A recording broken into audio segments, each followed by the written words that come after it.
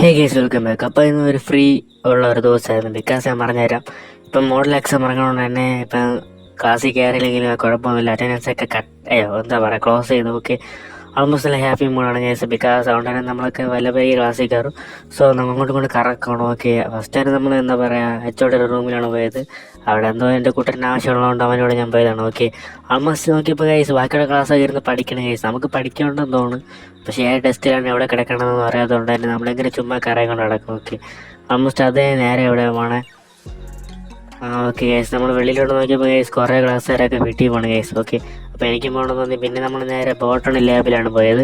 ഈ കാട്ടിനതാണ് botany lab ഉള്ളത്. സോ നല്ല എൻവയോൺമെൻറ്റ് നേച്ചർ സ്പെഷ്യലിറ്റിയാണ് ഗൈസ് ഓക്കെ. സോ നമ്മളൊക്കെ ഞാനൊരു കൂട്ടരോട് ബാഗ് എടുത്തിട്ട് പോകണം, അഥവാ വല്ല സീനായ വീട്ടിൽ പോകാമല്ലോ എന്ന് വിചാരിച്ചാണ്. പിന്നെ നോക്കിയപ്പോൾ സീനൊന്നും അല്ല കേസ്. പിന്നെ അങ്ങ് ലാബിൽ പോയില്ല. പിന്നെ കട്ടടിക്കാൻ വേണ്ടി ഇവിടെ എന്താ പറയുക, ഗ്രൗണ്ടിൽ കയറി നിന്നു 1 മണിക്കൂർ.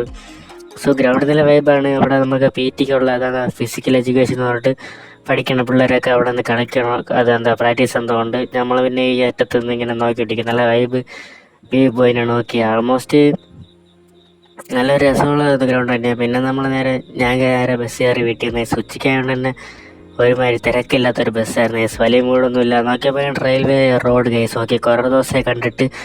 സോ അത് കഴിഞ്ഞ് നമ്മൾ നേരെ പോയി ഗൈസ്. നോക്കിയപ്പോൾ ഭയങ്കര മഴ ഗൈസ് ഓക്കെ. ഭയങ്കര ആട്ടം, മഴ എല്ലാം. ഈ പാട്ട വണ്ടി ആയതുകൊണ്ട് ഭയങ്കര ആട്ടം ഗൈസ് ഓക്കെ.